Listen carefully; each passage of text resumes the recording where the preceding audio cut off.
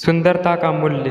एक अति सुंदर महिला ने विमान में प्रवेश किया और अपनी सीट की तलाश में नजरें घुमाई। उसने देखा कि उसकी सीट एक ऐसे व्यक्ति के बगल में है जिसके दोनों ही हाथ नहीं है। महिला को उस अपाहिज व्यक्ति के पास बैठने में झिझक हुई। उस महिला ने एयर होस्टेस से बोला, मैं इस सीट पर सुविधापूर्वक यात्रा नहीं कर पाऊंगी क्योंकि साथ की सीट पर जो व्यक्ति बैठा हुआ है उसके दोनों हाथ नहीं है।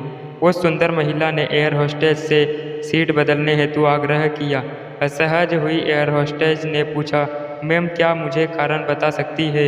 महिला ने जवाब दिया, मैं ऐसे लोगों को पसंद नहीं करती। मैं ऐसे व्यक्ति के पास बैठकर यात्रा नहीं कर पाऊंगी। दिखने में पढ़ी लिखी और विनम्र प्रतीत होने वाली महिला की यह बात सुनकर एयर होस्टेस अचंभित हो गई। महिला ने एक बार फिर एयर होस्टेस से जोर देकर कहा कि मैं उस सीट पर नहीं बैठ पाऊंगी, अतः मुझे कोई दूसरी सीट दे दी जाए। एयर होस्टेस ने खाली सीट की तलाश में चारों ओर नज़र घुमाई पर कोई भी सीट खाली नहीं दिखी। एयर होस्टेस ने महिला से कहा कि मैडम, इस इकोनॉमी क्लास में कोई सीट खाली नहीं है, किंतु यात्रियों की सुविधा का ध्यान रखना हमारा दायित्व है, अतः मैं विमान के कप्तान से बात करती हूँ, कृपया तब तक थोड़ा धैर्य रखें। ऐसा कहकर होस्टेस कप्तान से बात करने चली गई। कुछ समय बाद लौटने के बाद उसने महिला को बताया, मैडम आपको जो असुविधा हुई उसके लिए बहुत खेद है।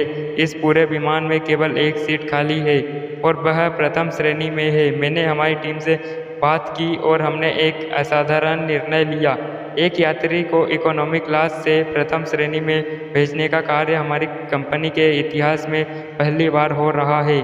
महिला अत्यंत प्रसन्न हो गई, किंतु इसके पहले कि वह अपनी प्रतिक्रिया व्यक्त करती और एक शब्द भी बोल पाती, एयर होस्टेस उस अपाहिज और दोनों हाथ विहीन व्यक्ति की ओर बढ़ गई और विनम्रतापूर्वक उनसे पूछा, सर क्या आप प्रथम श्रेणी में जा सकेंगे, क्योंकि हम नहीं चाहते कि आप एक अशिष्ट यात्री के साथ यात्रा करके परेशान हो। यह बात सुनकर सभी यात्रियों ने ताली बजाकर इस निर्णय का स्वागत किया।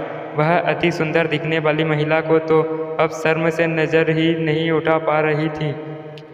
तब उस अपाहिज व्यक्ति ने खड़े होकर कहा, मैं एक भूतपूर्व सैनिक हूँ और मैंने एक ऑपरेशन के दौरान कश्मीर सीमा पर हुए बम विस्फोट में अपने दोनों हाथ खोए थे। सबसे पहले जब मैंने इन देवी जी की चर्चा सुनी तब मैं सोच रहा था कि मैंने भी किन लोगों की सुरक्षा के लिए अपनी जान जोखिम में डाली और अपने हाथ खोए, लेकिन जब आप सभी की प्रतिक्रिया देखी तो अब अपने आप पर गर्व महसूस हो रहा है कि मैंने अपने देश और देशवासियों की खातिर अपने दोनों हाथ खोए। और इतना कहकर वह प्रथम श्रेणी में चले गए। महिला पूरी तरह से शर्मिंदा होकर सर झुकाए सीट पर बैठ गई। अगर विचारों में उदारता नहीं है तो ऐसी सुंदरता का कोई मूल्य नहीं है।